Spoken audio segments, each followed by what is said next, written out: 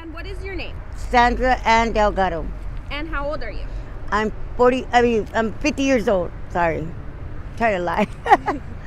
How was your childhood growing up?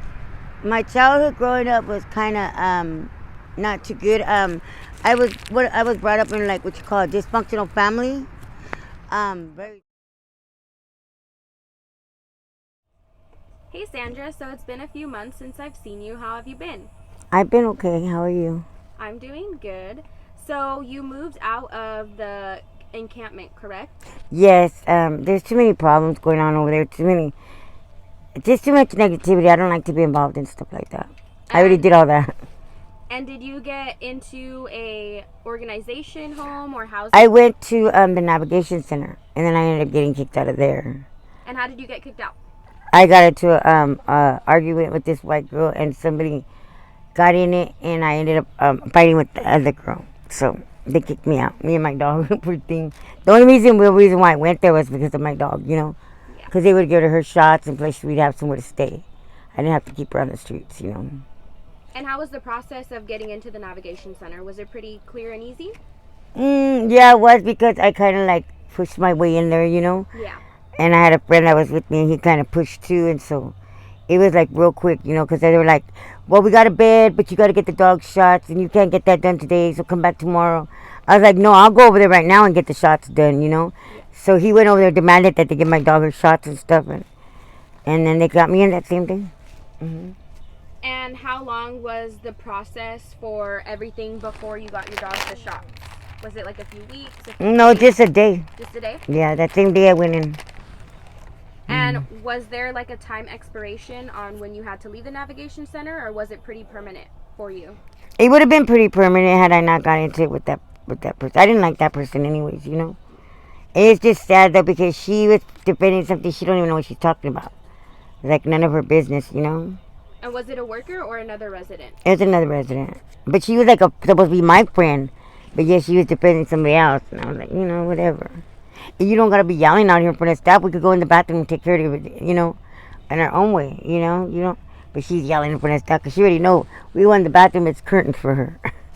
You know what I mean? So Sandra, how long were you at the navigation center? I was there for approximately almost a month. I really enjoyed it there. I really did. I was really, really terribly hurt when I had to leave. You know, because I kind of put that on myself instead of just calming down, you know, calming down myself and then just go and walk away and then come back later and deal with it. I just went full force. Plus, I was a little bit drunk, so I really wasn't caring, you know. And I wasn't thinking about my dog. I was just thinking about, oh, I'm gonna hurt this girl, you know. But yeah, but for a reason why I got kicked out, there was a reason why. There's a reason why, you know. And how has your drinking usage been? I haven't been drinking since I got out of the hospital at all. No drinking at all. I'm kicking alcohol right now. Yeah. And are you still on methadone? I'm still on methadone, yeah. But I'm not on anything else. Just the methadone. So you told me that you just got out of the hospital a week ago. Mm-hmm. What were you in there for? They said I had a blockage in my liver. That's what it started off as, you know. Because I woke up one day and I was throwing up and going to the bathroom all over myself. I didn't know what was wrong with me. I've never been sick like that, you know. But I do know that I have hepatitis C, so I do know that that messes with your liver, you know.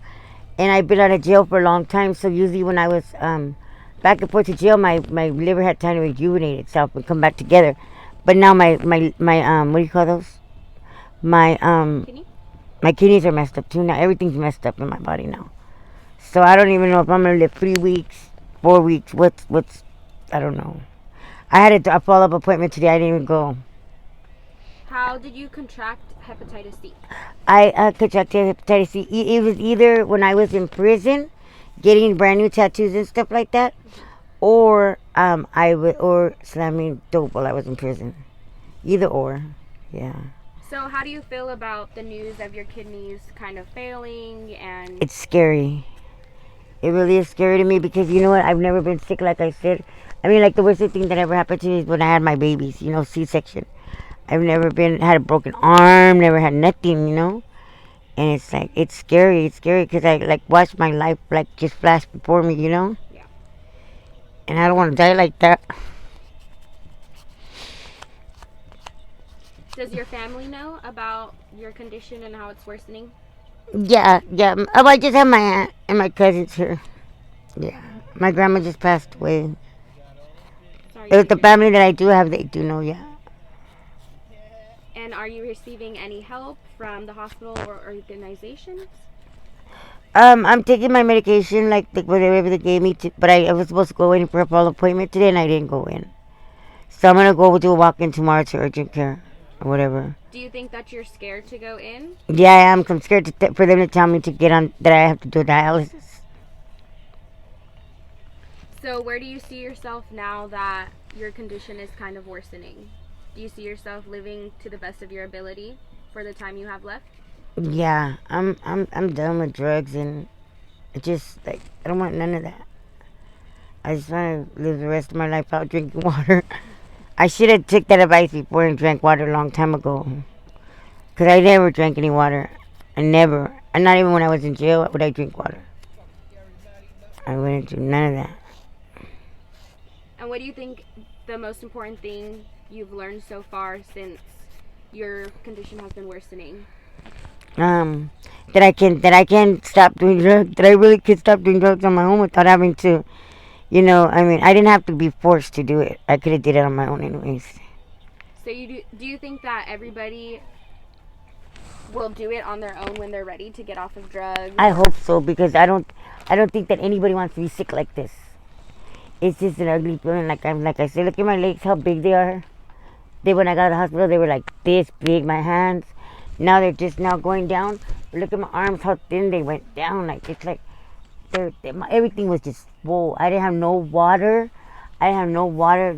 I didn't have no water in my system. No blood. I mean, seriously, they had to put like 5 pints of blood in me. And then I didn't have nothing but all this. Look at how like my body's just sagging now. Look at all this. But you're still beautiful. Yeah, yeah, but I don't feel like I used to. I'm just kind of really scared now, you know? Yeah. I'm very scared. I'm scared to die. I really am scared to die. Because I got my little baby. You know? I just hope it's not painful, whatever happens, you know? Yeah. You're nothing. They operated on you? Yeah, they operated on me. They said they found,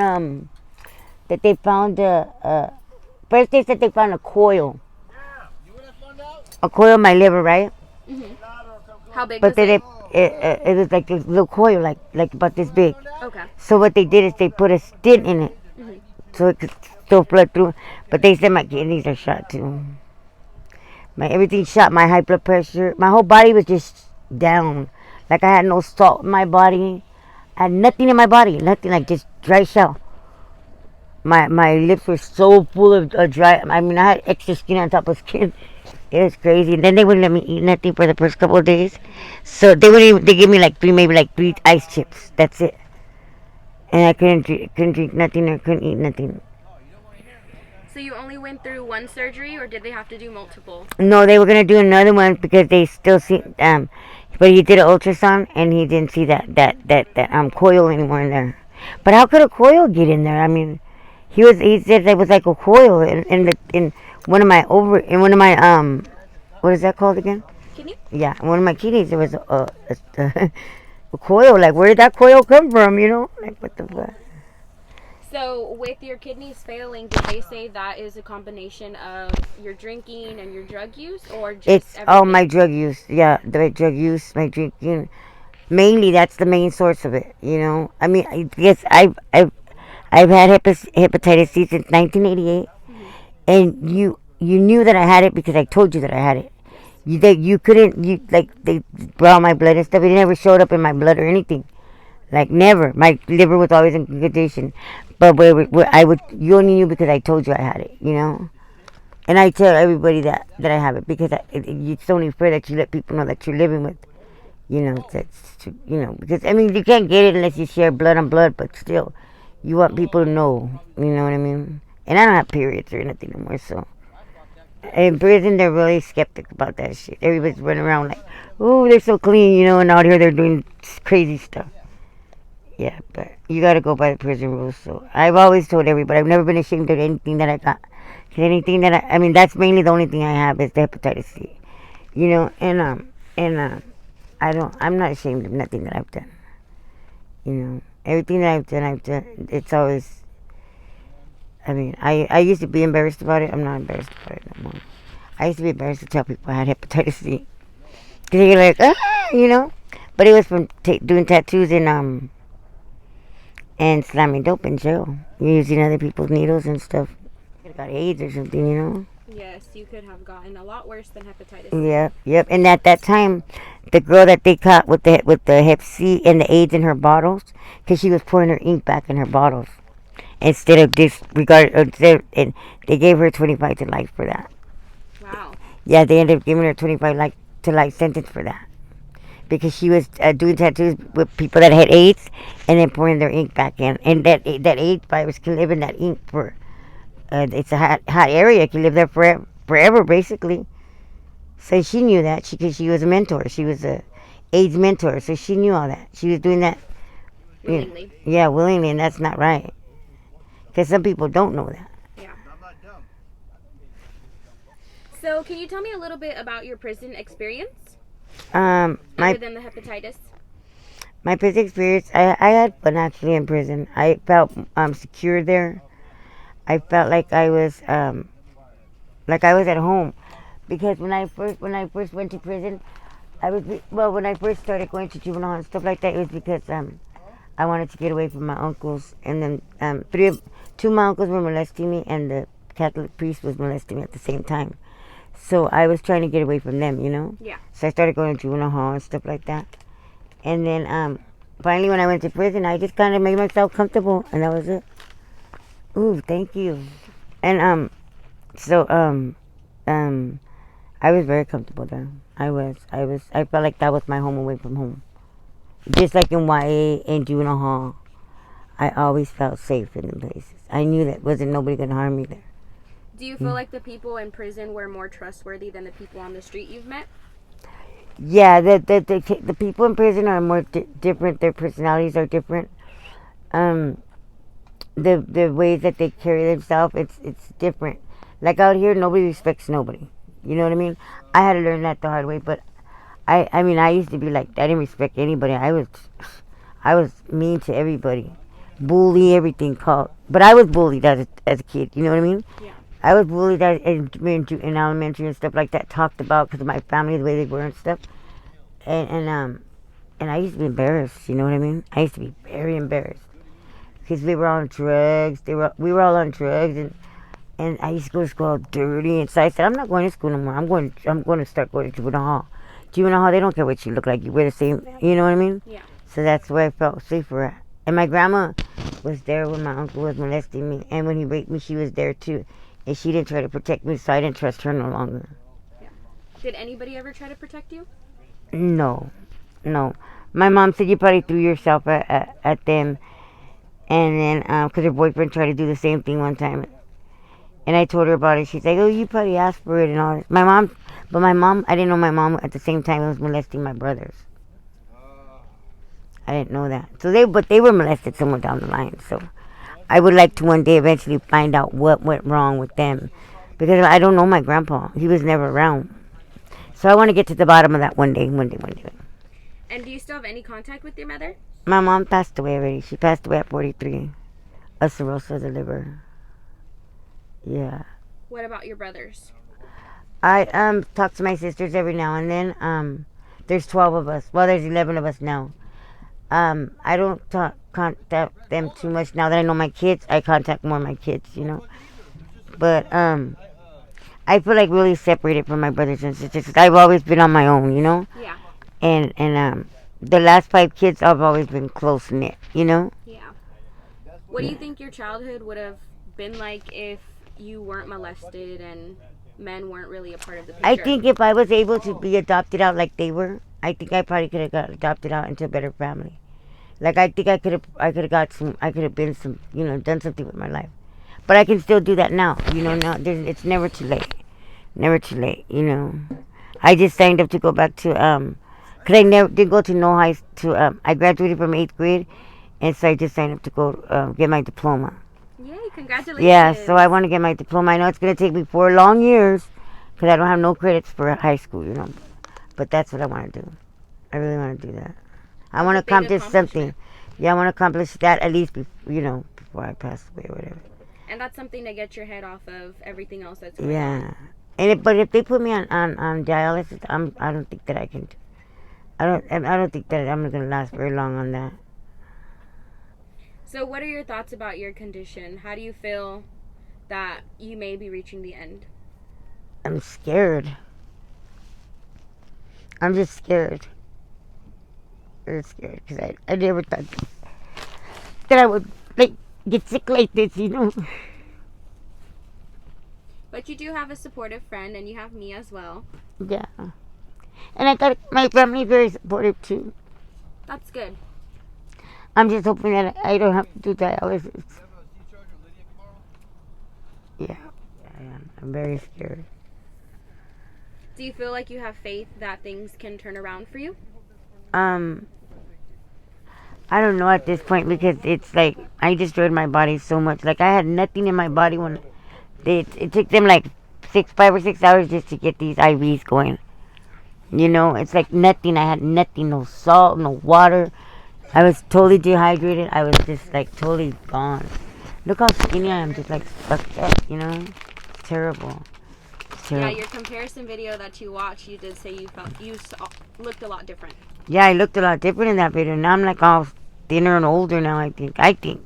Because this took a toll on my life for real. It really did. Sorry. You're okay. But yeah, my friend stood here with me for 2 days.